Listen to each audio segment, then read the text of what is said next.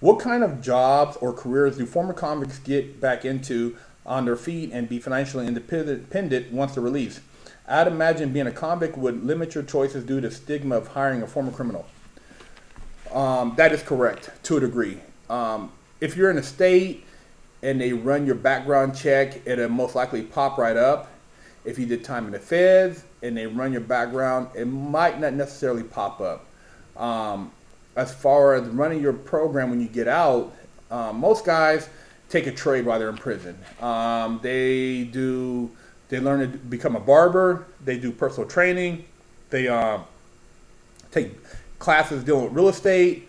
Guys learn a trade that's maybe metalwork or plumbing or something like that.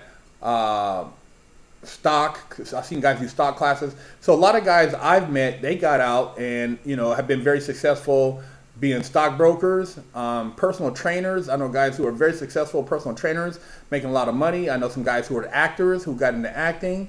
I know some guys who are doing construction, making a lot of money.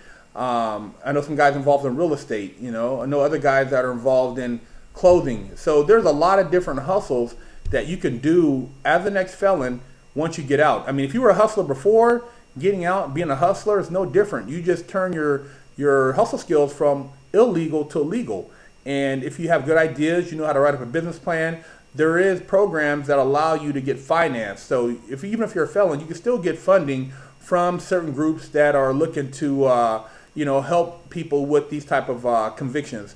So you don't have to subject yourself to being humiliated going to a place where you're making minimum wage and getting turned down because of your background. There are opportunities, and most of those opportunities are self-employed, of course.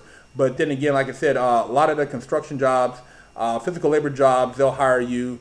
And as far as, like I said, personal training, car sales, stock, stuff like that, real estate, those are usually self-employed type situations that you could take advantage of.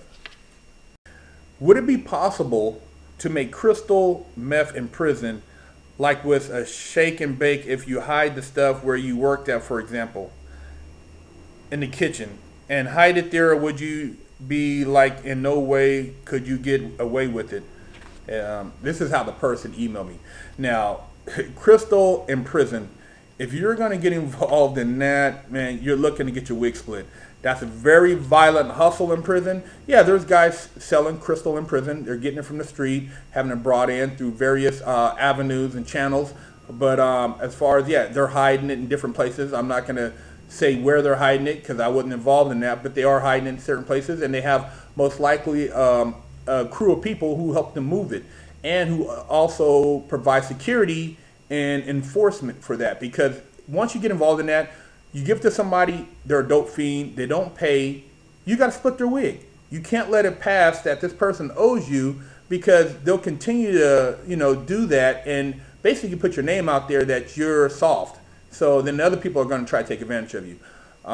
You'll have people who will want to get drugs on the front, and say that they're having the people send you money. They won't send you money. You'll have, you'll sell, the people finding you're selling drugs and try to extort you. It's just, then you're in jail, so you can catch more time. You can catch another case.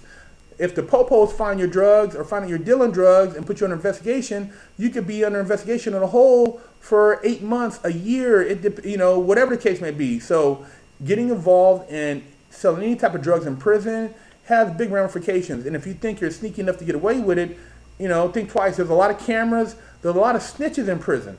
Dudes are telling all the time. So, you got a lot of different elements that can get you caught up selling drugs in prison.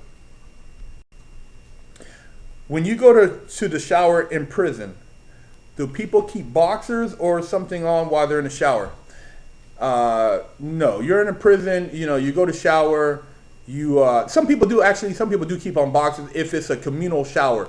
I've seen guys go in there, in the county and certain federal facilities, everybody, people have on boxers because they don't want no Peter Gazers.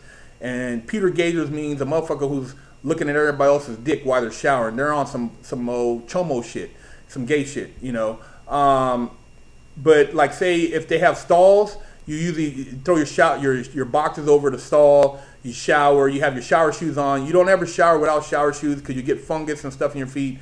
You know, and a lot of times people wear their boots to the shower and have their shower shoes in their hand and then change once they get in the shower.